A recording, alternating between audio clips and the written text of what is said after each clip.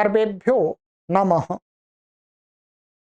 देववाणी संस्कृतम यूट्यूब चलदृश्यं प्रति भवतां भवतीनां च हार्दं स्वागतम्। मित्रों, पारिभाषिकाः पारिभाषिक पढ़ रहे हैं और पारिभाषिक की आज हमारी ये कक्षा संख्या है 86।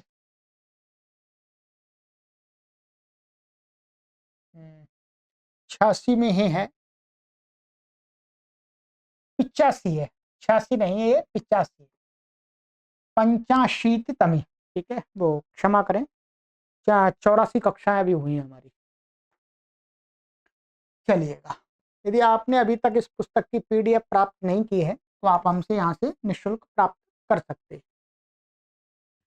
चलिएगा, तो गत कक्षा में मैंने आपको कुछ परिभाषाएं पढ़ाई थी, उससे आगे आज चलते हैं। 140 हमारी परिभाषाएं हो गई हैं।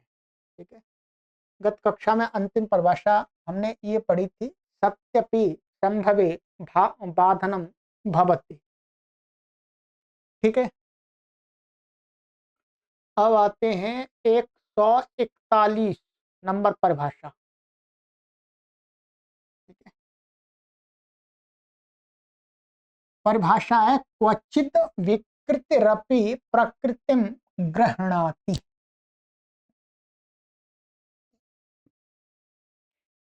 कहते हैं कि कहीं कहीं पर जो विकृति होती है वो विकृति क्या है, प्रकृति को ग्रहण करा देती है, अर्थात विकृति को कहा हुआ कार्य प्रकृति को भी हो जाता है।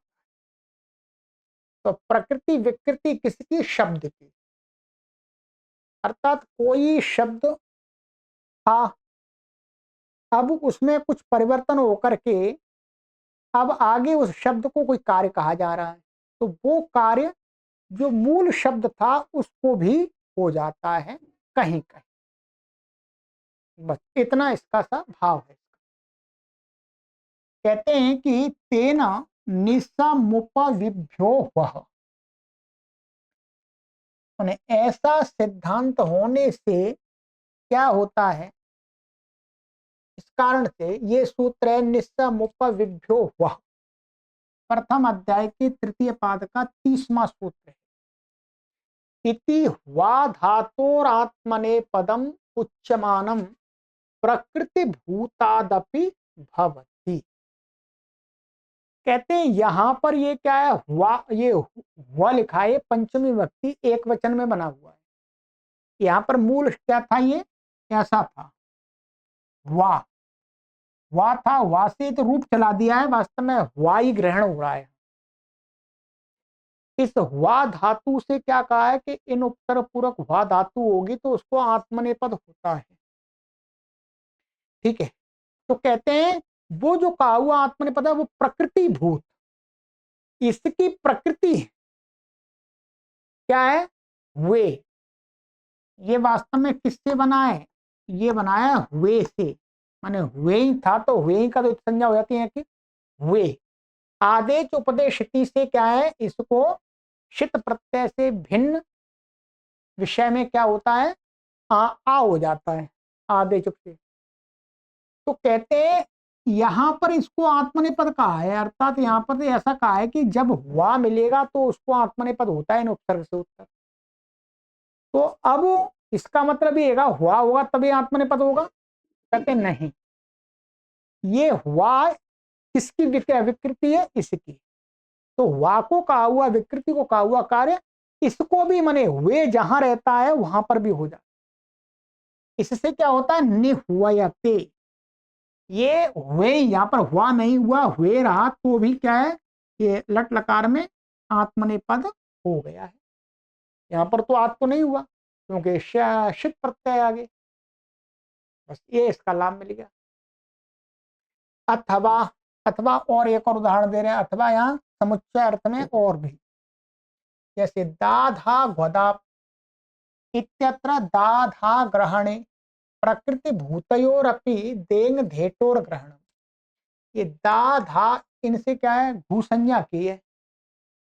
तो कहते हैं कि दा धा ये वास्तव में क्या है, कहीं पर तो हमें ये प्रकृति पे, जैसे दुदाई दाने, दुधाई धारण पोषण यो, क्या है, दुदाई,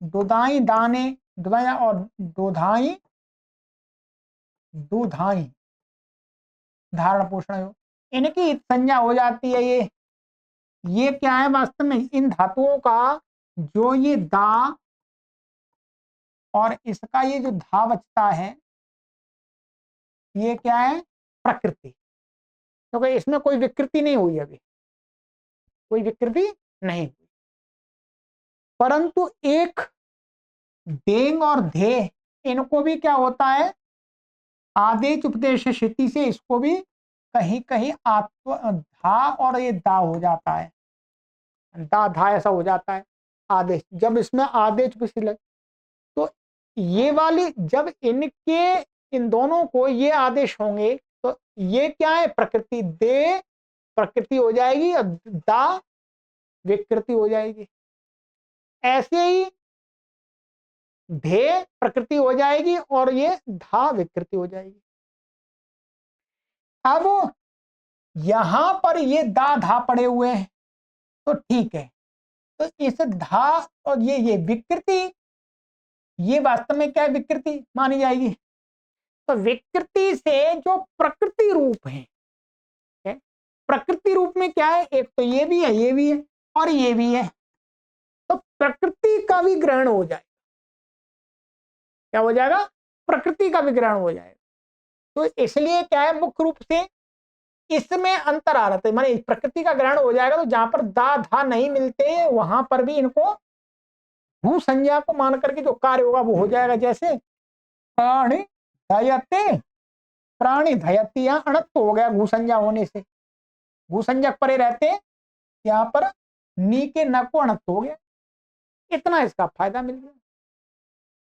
यदि ये नहीं होती तो जब डेंग और धेंग, धेट का यहाँ पर ग्रहण नहीं हो पाता, क्योंकि ये विकृति रूप है, ये तो प्रकृति है। तो क्वचित प्रकृति ग्रहणे विकृति वरपि प्रकृति ग्रहणाति। इसी प्रकार से क्वचित का मतलब है हर जगह नहीं लेना। ठीक है, चलिएगा, ये हो गया। ये बहुत महत्वपूर्ण परिभाषाएं हैं, इनका अधिक प्रयोग होता है। 142 क्रिया विशेषणानाम कर्मत्वम नपुंसकलिंगताच। कहते हैं कि क्रिया के जो विशेषण होते हैं, विशेषणवाची शब्द, एक तो संज्ञावाचियों के विशेषण होते हैं और एक क्रियावाची। तो क्रियावाची, तो संज्ञावाची शब्द होते हैं उनका विशेषण में, तो संज्ञावाची जो शब्द होते हैं उनके अनुसार उनका लिंग वचन होता है। परंतु जो क्रिया होती है, क्रिया का कोई लिंग नहीं होता। ठीक है, तो कहते हैं कि जो जो क्रिया के विशेषण होते हैं उनको क्या, उन शब्दों को कर्मत्व माने कर्म कारक जानो, कर्म कारक मान करके कोई कार्य, कर्म कारक के कार्य करने उसमें, और नपुंसक लिंगता, और उनको नपुंसक लिंग रखना। ठीक है, इससे क्या होता है, तद यथा मृदु पठती शोभनम पचती, माने अच्छा आराम से मृदु पढ़ता है, कोमल तरीके से पढ़ता है, माने कठोरता नहीं है, मधुरता एक तरह से। तो मृदु ये क्या बन गया, क्रिया विशेषण है पठती क्रिया का, तो ये कर्म होने से द्वितीय व्यक्ति हो गई और नपुंसक लिंग हो गया।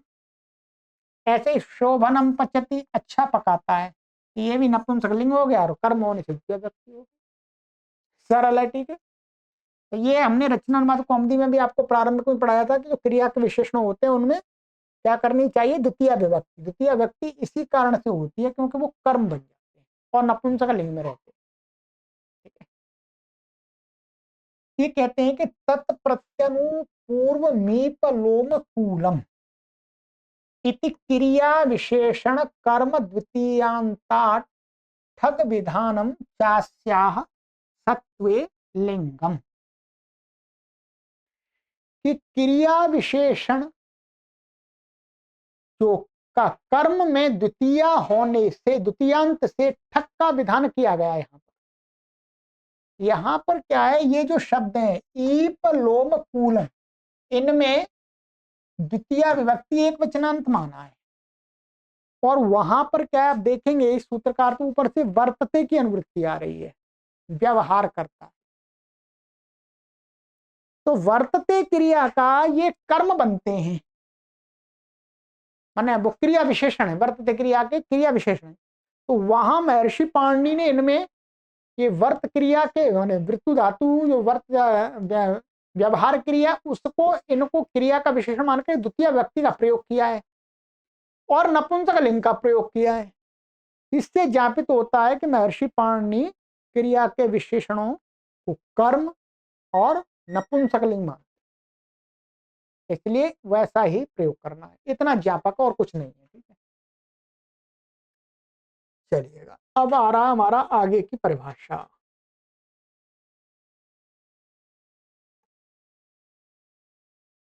श्रुत 143 श्रुतानुमितयोः श्रौतः संबंधो बलीयान। ये कहते हैं श्रुत और अनुमित, माने श्रुत का अर्थ है जो साक्षात प्रत्यक्ष, प्रत्यक्ष कहीं कोई है दिख रहा है, और एक अनुमित माने अनुमान से आ रहा है। ऐसे में जब हमें संबंध लगाना हो कि हम यहाँ पर साक्षात का संबंध लगाएं, प्रत्यक्ष वाले का अथवा अनुमित का, तो कहते हैं उनमें जो श्रौत, श्रौत माने सुनाई प्रत्यक्ष दिखाई दे रहा, उसका संबंध बलवान होता है, वो संबंध पहले लगाना चाहिए, उस संबंध को लगा करके कार्य करना चाहिए। ठीक है, अब इसका यहां पर आगे उदाहरण दे रहे हैं। तेना अचोरहाभ्याम द्वे इत्यत्र रहाभ्याम इति साक्षात् श्रुतेन निमित्त भावेन यरंतर भावाद अनुमितम कार्यत्वम कार्याश्रयत्वम बाध्यते। ये थोड़ा सा आपको ध्यान सुनना पड़ेगा ध्यान से, और वो सूत्र आपको खोलने पड़ेंगे। अष्टाध्यायी भाष्य प्रथमावृत्ति में ये दो सूत्र हैं यहाँ पर। एक है अचोरहाभ्याम द्वे। अचोराभ्याम द्वे क्या कहता है, अचोराभ्याम कहता है कि अचह उत्तरौ यौ रेफ हकारौ, अच से उत्तर रेफ और हकार, ताभ्याम उत्तरस्य यरः द्वे भवतः। वाह, माने उनसे उत्तर जो यर, यर यर प्रत्यार के वर्ण, यदि कोई है तो उसको विकल्प से द्वित्व हो जाता है। क्या हो जाता है, द्वित्व। जैसे ये शब्द यहां पर लिया था एक, ये लिया था अर्क शब्द है, अर्क लिया था। अर्क में क्या हुआ था, जैसे क्या अ और र और ये क, ठीक है, क और ये कह, ऐसा यहां तो कोई दिक्कत नहीं है। अब यहां पर ये कहा कि अचोर, अच से उत्तर जो रेफ और हकार, आय अच और रेफ है, इससे उत्तर जो ये क का क्या है, यर में आ रहा है, क्या आ रहा है, यर में, इसको विकल्प से द्वित्व हो जाता है। अर्थात एक बार इसको यहां पर एक का और आ जाएगा अर्क कह, और एक बार सामान्य रहेगा ऐसा, इस यर को द्वित्व होगा रेफ से उत्तर। ऐसे हम ब्रह्मा दिया, ब्रह्मा। अब ये कहते हैं कि यहां पर जो ये र है, र क्या, र हाकी तो कोई परेशानी नहीं, क्यों, जो यर प्रत्याहार है उसमें हा नहीं आता, क्या है, हा नहीं आता, यर के अंदर हा तो नहीं आता, क्योंकि प्रत्याहार पढ़ेंगे इसे हा या व, हा हा हा तो पहले ही निकल गया, या र ल, या र व ल न, ऐसा आता है। तो यर के अंदर ह तो आता नहीं है, कोई परेशानी नहीं, यर के अंदर र आ जाता है, यर के अंदर क्या है, र आ जाता है। आगे अब यहां पर इस सूत्र में एक तो ये र पढ़ा हुआ है, क्या पढ़ा हुआ है, र, और एक इस ऊपर से अनुवृत्ति आ रही है यर की, यर की अनुवृत्ति में र भी आता है। तो इनका कहने का मतलब ये है कि अब इस सूत्र में जो ऊपर से यर आ रहा है, यर में र भी आ रहा है, और इस सूत्र में क्या है, रहाभ्याम साक्षात श्रुतेन, रहाभ्याम जो यहां पर क्या है, जो ये र है, ये र है, ये साक्षात श्रुत है, माने र यहां सूत्र में पड़ा हुआ है एकदम सीधा, और जो यर आ रहा है ऊपर से, यर, यर का जो र आएगा, यर को आकर के जो र आएगा वो क्या है, अनुमित, माने ऊपर से अनुवृत्ति से आ रहा है। तो कह रहे साक्षात माने रहाभ्याम इति साक्षात श्रुतेन निमित्त भावेन रेफेण, रेफेण अपने आप जोड़ेंगे, यानी साक्षात श्रुतेन रेफेण, रेफ यहां पर सुनाई पड़ रहा है, निमित्त भावेन, ये निमित्त बन रहा है यहां पर, र से उत्तर,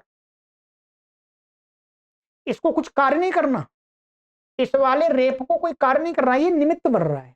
जैसे ह को कोई कार्य नहीं, हर निमित्त बन रहा है, अच भी निमित्त बन रहा है। तो साक्षात शुद्ध ये र है वो निमित्त भाव से, और कहते हैं एक यरा अंतर भावात, यही र क्या है, एक यर के अंतर भाव, ये यर के अंतर भी आता है, यर प्रत्यार के अंदर, और जो ऊपर से यर आ रहा है वो क्या है, कार्य, उसको द्वित्व करना है। उस यर के अंदर जो रा आ रहा है वो निमित्त नहीं बन रहा, वो तो उसको तो कार्य करना है। तो कहते हैं यर अंतर्भावात अनुमितम कार्यत्वम, और यर के अंतर्भाव होने से एक जो रा आएगा ऊपर से, जो यर का मान करके वो कार्यत्व, माने वो कार्य बनेगा। क्या बनेगा, कार्य, उसको द्वित्व कार्य होगा उस वाले को, इसमें जो पड़ा हुआ वो तो निमित्त बन रहा है। तो कहते हैं कि कार्याश्रयत्व, कार्यत्व का अर्थ है कार्याश्रयत्व, कार्य के आश्रय का वो बनेगा आधार, ऐसा होने से र, ठीक है, बाध्यते माने बाधित हो जाता है। अर्थात कहने का तात्पर्य यह है कि इस सूत्र में रेप से उत्तर यदि रेप हो तो द्वित्व नहीं, उसको द्वित्व नहीं होगा, चाहे बेशक वो यर के अंतर्गत आए, क्योंकि यहां पर रेप को साक्षात निमित्त बना लिया। क्या बना लिया, निमित्त। अब ये अर्थ निकल के आ गया कि यर के अंतर्गत जो रेप है वो यदि रेप, एक रेप को द्वित्व में वो निमित्त और कार्य नहीं बन सकता, एक बार माने निमित्त और कार्य नहीं बन सकता, वो इस सूत्र के अर्थ में ऊपर से यर के द्वारा जो लाया जा रहा र है वो कैसा हो जाएगा, गौण हो जाएगा, ठीक है। तेना मद्र हृदः इत्यत्र रेफस्य द्वित्वम न भवति, यहां पर क्या है, ये मद्र हृदः, यहां पर क्या है, हरा, ये हृदः ऐसा, और मद्र इसमें जुड़ा हुआ कोई बात नहीं है। यहां पर इस सूत्र से कोई कहे कि भाई अच से उत्तर, अच से उत्तर में मद्र का जो मद्र, ये मद्र का अ है, मद्र का ये अ दिख रहा है आपको, देख लीजिए, समझ लीजिएगा, ये यहां लिखता हूं, चलिए, ये मद्र हृदय, मद्र, और ये र दह, ठीक है, मैंने अलग कर दिया इसको, ऐसे मिला कैसे लिखेंगे। अब यहां पर अचोर आभ्याम दो, माने मद्र के अ से उत्तर हकार मिल रहा, हकार, अब हकार से उत्तर ये जो रेप है, ये रेप हमने इस सूत्र में निमित्त ले लिया। इस कारण से अब ऊपर से जो यर के द्वारा, जो हम यर के द्वारा इस रेफ को कार्य नहीं बना सकते, कार्य नहीं बना सकते इसको। इस माने ऊपर वाले अब यर में जो लाएंगे ये अनुमित है, इसलिए इसके रेफ का इस सूत्र के द्वारा द्वित्व नहीं होगा, क्योंकि यहां पर रेफ साक्षात निमित्त ले लिया है। अब जो रेफ निमित्त ले लिया है वो अब कार्य नहीं हो सकता, क्योंकि वो अनुमित वाला रेफ बनेगा, अनुमित वाला रेफ बनेगा। बस इतना ही इसका भाव है। तो इसलिए इत्यत्र रेफस्य उत्पन्न होती है। इसलिए अब ये जो र है ये इसको यर मान करके कार्य नहीं होगा, क्योंकि ये यहां पर निमित्त भाव से पढ़ा हुआ है साक्षात होने के कारण। तो निमित्त ही बन सकता है, अब इसको द्वित्व नहीं होगा।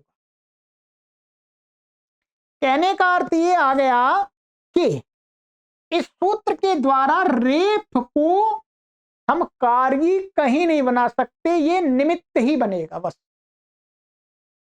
निमित्त ही बनेगा। कि ये एक सूत्र में वह रेफ शुद्ध के कारण से निमित्त संबंध लग रहा है, और ऊपर से यर आने से अनुमित संबंध, दो संबंध नहीं लगेंगे, हम प्रधान संबंध होगा साक्षात श्रुत। साक्षात श्रुत का निमित्त रूप में ही हम इसका प्रयोग कर सकते हैं, कार्य रूप में इसका प्रयोग नहीं कर पाएंगे, जो यर के अंतर्गत आ रहा है वो। ठीक है, बस। तो इसलिए रेफ के द्वित्व के आपको कोई उदाहरण नहीं मिलेंगे कहीं पर भी। जैसे यहां पर का द्वित्व हो गया है तो रा दो इकट्ठे नहीं मिलेंगे र का रेफ का द्वित्व नहीं होगा कहीं पर भी, रेफ का द्वित्व नहीं होगा।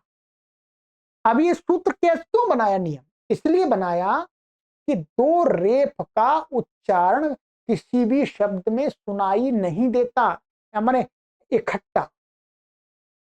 कहीं पर आपको क्रमशः दो रेफ सुनाई नहीं देंगे, दो रेफ आपको सुनाई नहीं देंगे।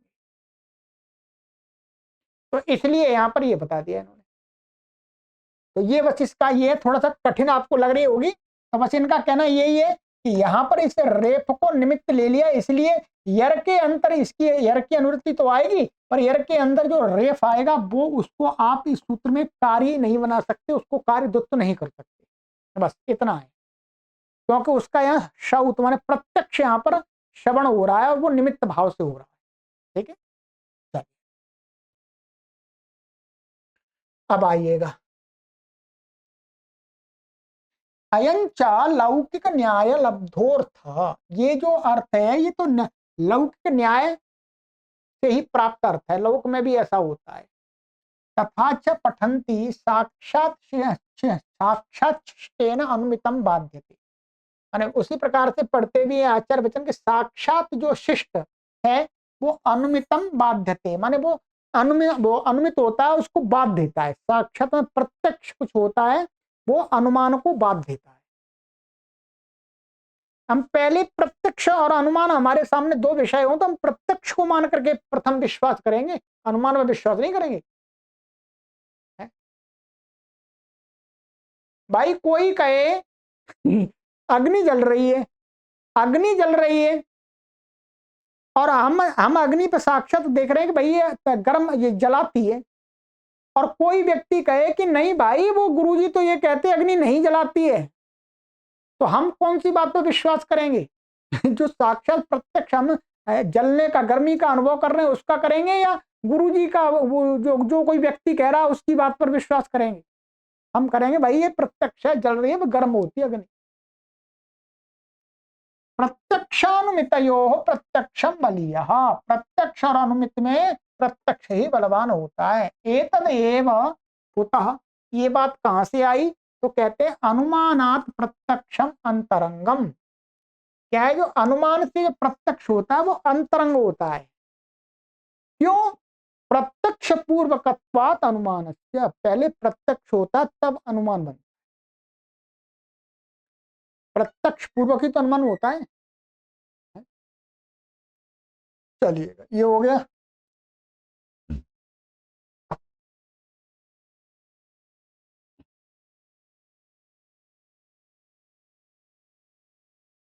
चलिएगा, ये हो गया। तो कठिन तो नहीं है, थोड़ा सा आप इस वीडियो इतने पार्ट को 2 बार या 3 बार देख लीजिएगा, ठीक। अब कहते हैं वेद, आगे की परिभाषा है 144 में, विधि नियम संभवे विधिरेव ज्यायान। इस सूत्रों में कहीं पर विधि की जा रही है और नियम की शंका हो कि इसमें विधि इसको माने, विधि सूत्र माने या नियम सूत्र माने, तो कहते हैं वहां पर विधि रेव ज्यायान, विधि ही माननी चाहिए, विधि ही श्रेष्ठ होता मानना, ठीक है। जैसे तेन वावामश्च इत्यत्र सोपसर्गाद अणसिद्ध एभ्य एव सोपसर्गेभ्यो नान्येभ्य इति नियमो न भवति।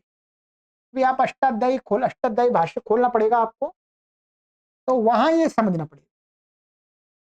एक ये सूत्र है वावामश्च, ठीक है, क्या है वावामश्च, ये तीसरे अध्याय के दूसरे पाद का दूसरा सूत्र है। इसके ऊपर सूत्र है कर्मण्य, क्या है, ये तो प्रसिद्ध सूत्र है कर्मण्य,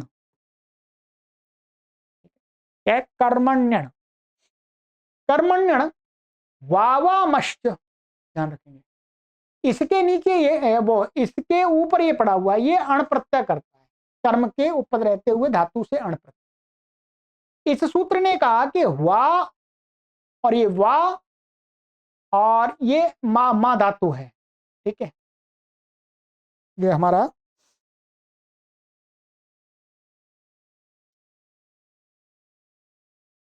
ये मैं खोल देता हूं आपको,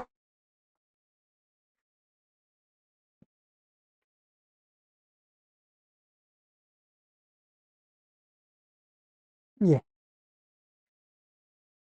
वाह वेई धातु, वेई तंतु संताने और मांग माने, ये 3 धातु है। इत्यतेभ्यः कर्मण्युपपदे अण प्रत्ययो भवति। ये क्या कहता है, इनके ऊपर कर्म के ऊपर रहते हुए वेई वेई और मांग माने इन धातुओं से अण प्रत्यय होता है, ये वास्तव में इसका अर्थ है। इसके आगे एक सूत्र है आतोनुपसर्गे कह, क्या है आतोनुपसर्गे कह।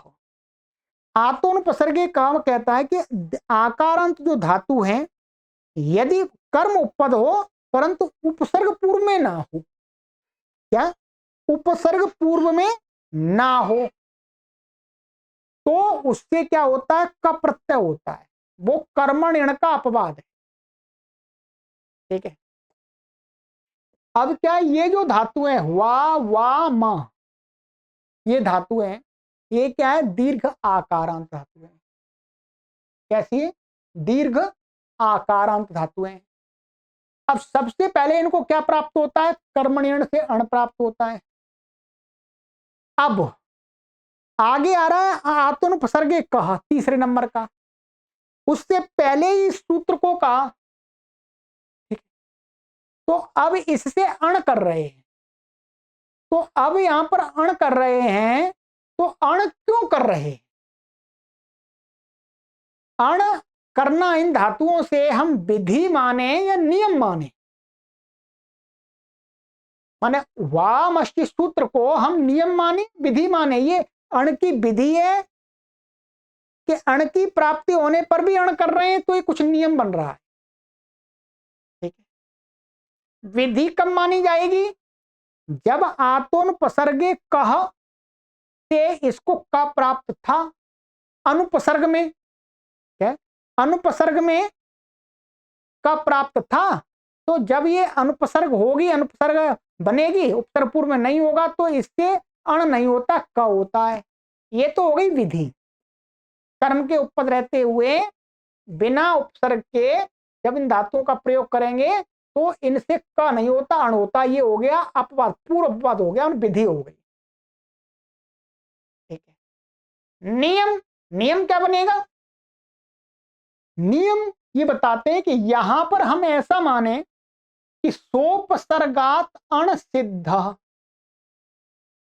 अर्थात इन धातुओं से और दूसरी धातुओं से भी जो दीर्घ आकारांत धातु है उनसे कर्मण्यण से स्वोपसर्ग माने उपसर्ग पूर्वक उनका प्रयोग करेंगे कर्म पद रहते तो उनको अण प्राप्त ही है। क्यों? क्योंकि आगे वाला जो सूत्र है आतोनुपसर्ग कहा वो उपसर्ग से भिन्न माना अनुपसर्ग को करता है। इसका मतलब उपसर्ग पूर्वक दीर्घ आकारांत धातु होंगी कर्म पद रहते हुए तो उनसे अण होता ही है, अण होता ही है, कर्मण्यण से प्राप्त है। इसका मतलब इन धातुओं से जब उपसर्ग पूर्वक इन धातुओं से कर्मण्यण से अण प्राप्त था तो अनुपसर्ग मतलब प्राप्त नहीं था।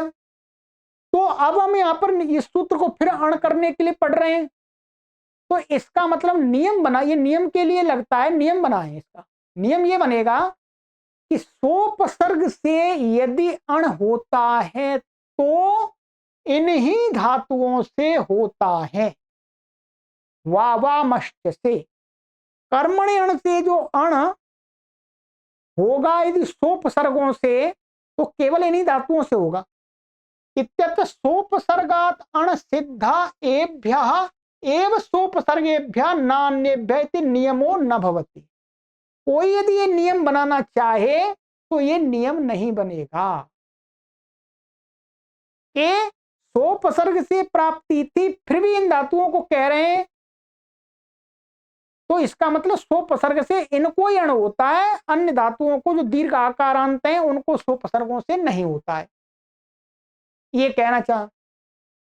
तो ऐसा कोई नियम बनाने लगे और एक विधि, विधि में क्या है आगे वाले सूत्र से इसको का प्राप्त था अनुपसर्ग में, तो अनुपसर्ग रहते हुए इन वे और वा वा मां को कर्म उपपद रहते हुए जब उपसर्ग नहीं होगा तो इनको का नहीं होता, अण होता है। ये आपको ये पुस्तक खोलनी पड़ेगी तब समझना पड़ेगा, ठीक है, क्योंकि यहाँ पर ये आपको एक दूसरे जोड़ना पड़ेगा, ठीक है। तो कहते हैं नियम तो ऐसा नहीं कर सकते आप, क्यों? तथा ही भाष्यम, क्योंकि वैसा भाष्य में कहा है। कैमर्थक्याम नियमो भवति, नियम किसके किस हेतु से बनता है? क्या है भाई, नियम जब बनाते हैं तो उसका क्या हेतु होता है? आप प्रश्न उठा करके उन्होंने उत्तर दिया विधेयम नास्ति कृत्वा। नियम तब बनता है, वो सूत्र कोई नियम तब बनता है जब उससे कुछ कार्य विधान किए जाने योग्य ना हो, वो व्यर्थ जा रहा हो, तब बनता है इति कृत्वा। अर्थात सती विधेयो नियमो न भवति, यदि कुछ विधान करने योग्य कार्य है तो फिर नियम नहीं होगा। तो इस सूत्र के द्वारा तो विधेय है, क्या विधेय है कि आतोनुपसर्गे कह से अनुपसर्ग पूर्वक कर्म उपपद रहते हुए आकारांत धातुओं से क प्रत्यय प्राप्त था। तो इन धातुओं से अनुपसर्ग रहते हुए माना अनुपसर्ग पूर्वक ये धातु कर्म उपपद रहते हुए इनसे हमें क नहीं करना है, इनसे अण करना है, ये विधेय है। इसलिए अब ये नियम नहीं बनेगा, ये विधेय ही बनेगा। अर्थात अब यहां पर ये वाला सोपसर्ग धातु से इन्हीं से अण होता है ऐसा नहीं है। अब सोपसर्ग धातु जितनी भी आकारांत होंगी अथवा दूसरी होंगी उनसे अण हो जाएगा, इनसे ही नहीं होगा, केवल नियम बना ही नहीं, ठीक है। तो इसका यहां पर जो बात निकल के आई वो ये कहना चाह रहा है इसका विधेय है। विधेय क्या है? ये पूर्व अपवाद है, आगे वाले सूत्र का आतोनुपसर्गे कहा का अपवाद है। ये काशिका में आप देखेंगे तो काशिका में क्या लिखा है? का प्रत्यय से अपवाद, ये क प्रत्यय का अपवाद है। किसका है? क प्रत्यय का अपवाद है। इसलिए इसका जो उदाहरण ये दिए हैं कि स्वर्ग वायः तंतु वायः धान्य मायः, अनुपसर्ग के ही दिए हैं। अर्थात अनुपसर्ग पूर्वक इन धातुओं से कर्म के उपपद रहते हुए का नहीं होता, अण होता। ये विधेय है, इस सूत्र का प्रत्यय विधेय है अण, इसलिए नियम बनेगा ही नहीं। बस इतना ही है, बस ठीक है। चलिएगा, ये हो गया, स्पष्ट है, ठीक है, मैंने समझा दिया है। तो आतोनुपसर्गे का ये अपवाद है, इसलिए अपवाद होने से ये नियम नहीं बन सकता। आइएगा आगे, सरल परिभाषाएं हैं। 145 संदेहे बहुवचनम प्रयोक्तव्यम। हमें कोई किसी के विषय में संदेह हो, वचन के विषय में, संख्या के विषय में, तो वहां पर उसके लिए बहुवचन का प्रयोग कर देना चाहिए।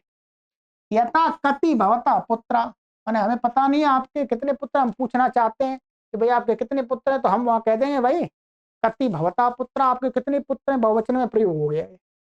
ठीक है, हाँ ये वाला पुत्रा है कति।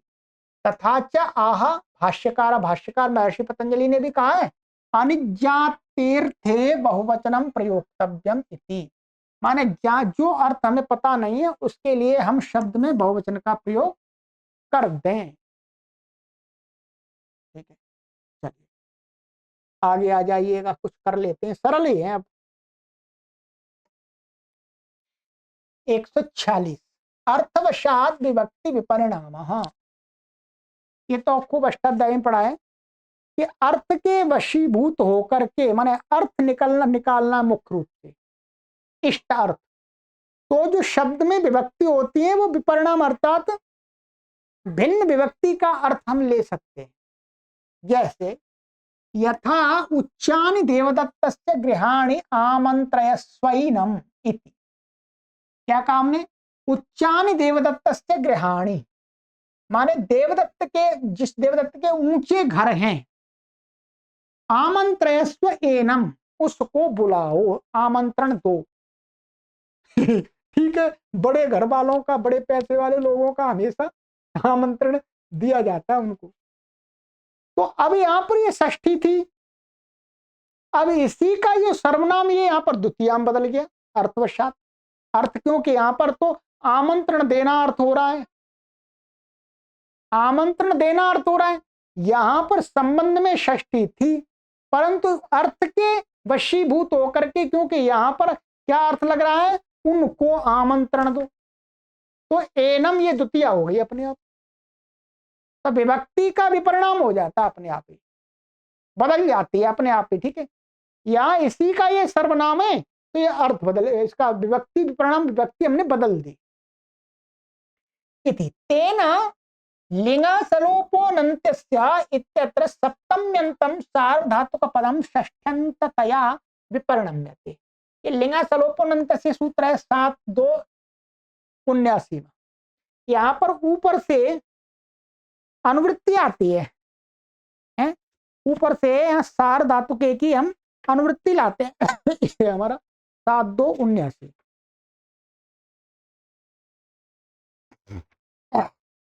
ये लिंगा चलोपोनंतस्य, ये ऊपर से अनुवृत्ति लाते हैं हम यहाँ से, ये एक मिनट,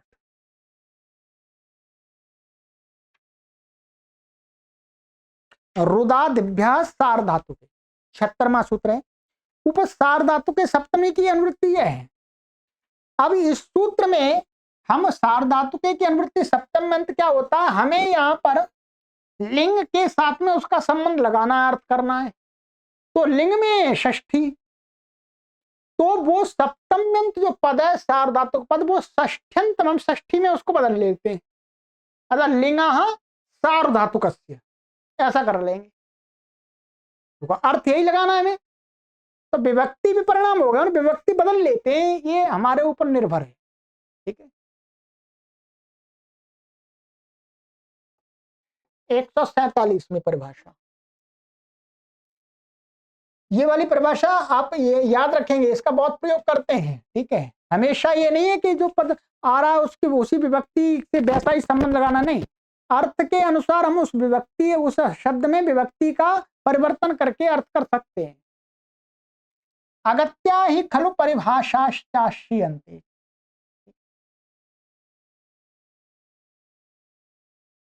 चलिए इसको आगे की कक्षा में पढ़ेंगे, अब आज की कक्षा में इतना ही बहुत है। ठीक, समय भी हो रहा है, इसमें थोड़ा सा समझाना पड़ेगा। ठीक है, कठिन तो नहीं है तो सरल ही, फिर भी थोड़ा सा आराम से, अब अंतिम चरण चल रहा है, आराम से धैर्य से समाप्त करें। ठीक है, काश का आरंभ हो रही है, सूचना को अपने मित्रों को अवश्य आगे दें। सर्वेभ्यो नमः।